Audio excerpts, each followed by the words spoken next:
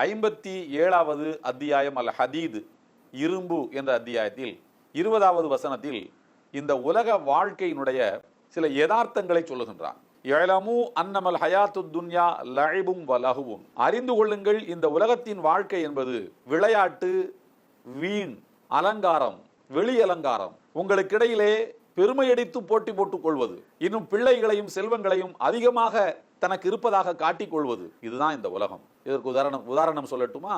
இறைவன் சொல்கிறான், கமதலி ரைசின் ஆஜபல் குஃபார நபாத்து, வானத்திலிருந்து பொழிகின்ற ஒரு மழை, அந்த மழை பொழிகின்ற போது விவசாயிகளுக்கு அது மகிழ்ச்சியை தருகிறது. சும்மா எஹீஜு ஃபதராஹு முஸ்ஃபர்ரா சும்மா யகூனு ஹுதாமா, பிறகு அது செழித்து வளர்ந்து எங்கு பார்த்தாலும் பசுமையாக காட்சி அளிக்கிறது.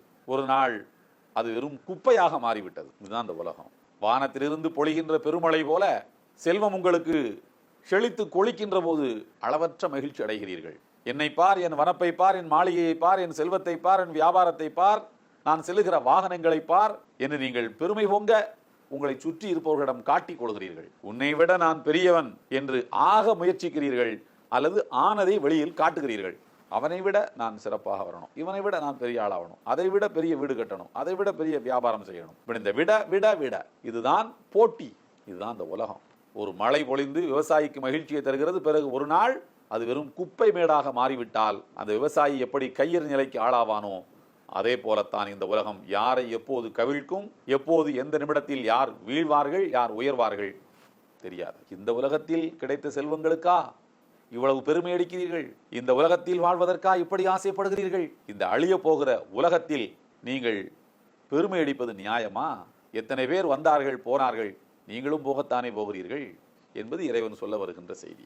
உமர் இப்னுல் கத்தாப் ரலியல்லாஹு அன்ஹு இஸ்லாமிய உலகத்தில் ஒரு வியப்புக்குரிய ஆளுமை. அவர் நபிகள் நாயகம் ஸல்லல்லாஹு அலைஹி வஸல்லம் அவர்களுக்கு பிறகு அபூபக்கர் சித்திக் என்கிற ஒரு கலீஃபாவும் அதன் பிறகு உமர் ரலியல்லாஹு அன்ஹுவும் ஆட்சி பொறுப்புக்கு வந்தார்கள். பல அற்புதமான வாழ்க்கை பாடங்களையும் தத்துவங்களையும் இந்த நல்லுலகத்துக்கு விட்டு சென்றவர் உமர் ரலியல்லாஹு அன்ஹு. அவர்கள் ஒரு வார்த்தை சொன்னார்கள், லா தகுர்ரன்னக்கும் தன்தனத்துர் ரஜுலி ஃபீ ஸலாத்திஹி, ஒரு மனிதன் எந்த அளவுக்கு தன்னுடைய இறை வணக்கத்தில் பணிவையும் குழைவையும் வெளிப்படுத்துகிறானோ அதை பார்த்து நீங்கள் அவனை நம்பி ஏமாந்து விடாதீர்கள். ஒரு மனிதன் ஒழுக்கம் உள்ளவனா, நல்ல மனிதனா, நாகரீகமானவனா, இறைவனுக்கு பிடித்தவனா, சமூகத்தில் கலந்து வாழ்வதற்கு அவன் தகுதியானவனா என்பதை அவன் தொழக்கூடிய தொழுகையை பார்த்து நீங்கள் ஏமாந்து விடாதீர்கள். லா தகுர்ரன்னக்கும் தன்தனத்துர் ரஜுலி ஃபீ ஸலாத்தி, மாறாக உந்துரு இலா ஹாலிஹி இன்த திர்ஹமிஹி வ தீனாரி, அவன் காசு பணங்கள் கையில் கிடைக்கிற போது எப்படி நடந்து கொள்கிறானோ அதை வைத்து அந்த மனிதனை நீங்கள் முடிவு செய்யுங்கள் என்று சொன்னார்கள்.